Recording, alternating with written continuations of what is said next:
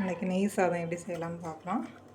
அதுக்கு வந்து எண்ணெயும் நெய்யும் சேர்த்து ஒரு 200 ml எடுத்துருக்கேன். இதை குக்கரில் சேர்த்துக்கலாம். நான் குக்கரில் தான் செய்ய போகிறேன். பாத்திரத்தில் வேணாலும் நம்ம செஞ்சுக்கலாம்.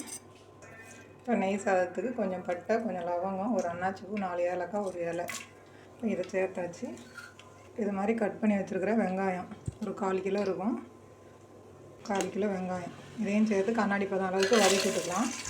நெய் சோறுக்கு வந்து நம்ம காரம் மிளகாத்தூள்லாம் போட மாட்டோம். அதனால் ஒரு 5 பச்சை மிளகாய் இது மாதிரி கீழே வச்சுருக்கேன். அதையும் அதிலே ஒன்றா சேர்த்துக்கலாம்.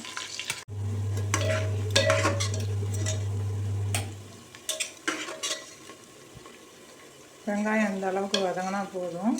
அதில் இப்போ வந்து இஞ்சி பூண்டு பேஸ்ட்டு சேர்த்துக்கலாம். ஒரு 2 ஸ்பூன் இஞ்சி பூண்டு பேஸ்ட்டு சேர்த்து நல்லா வதக்கி விட்டுக்கலாம். கொஞ்சமாக புதினாவும் கொத்தமல்லி தலையும் சேர்த்து அதையும் நல்லா வதக்கி விட்டுக்கலாம். நெய் சாதத்துக்கு தக்காளி நிறையா போடக்கூடாது. நான் ஒரு சின்னதாக 2 தக்காளி சேர்த்துருக்கேன். இதையும் சேர்த்து நல்லா வதக்கி விட்டுட்டு இதுக்கு தேவையான அளவு உப்பு சேர்த்துக்கலாம்.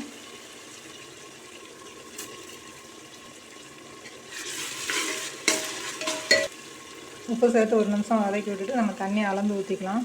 இப்போ நான் இந்த கப்புக்கு 2 கப்பு அரிசி எடுத்துருக்கேன். 3 கப்பு தண்ணியும் தேங்காய் பாலும் சேர்த்துக்க போகிறேன். இப்போ 1 கப்பு தண்ணி சேர்த்தாச்சு.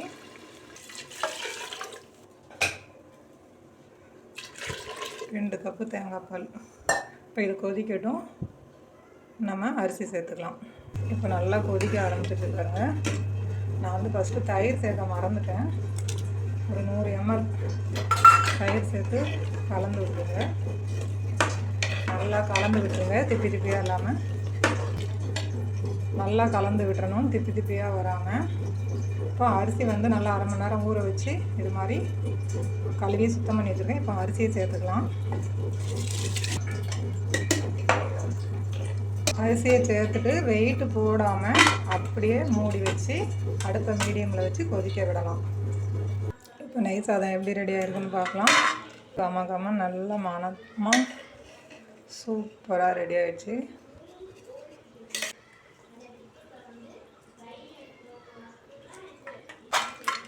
நீங்கள் இது மாதிரி செய்து பார்த்துட்டு எப்படி இருக்குன்னு கமெண்ட் பண்ணுங்கள். உங்கள் ஃப்ரெண்ட்ஸோட ஷேர் பண்ணுங்கள். மறக்காமல் நம்ம சேனலுக்கு சப்ஸ்கிரைப் பண்ணுங்கள். அடுத்த ஒரு நல்ல வீடியோவில் சந்திப்போம். நன்றி, வணக்கம்.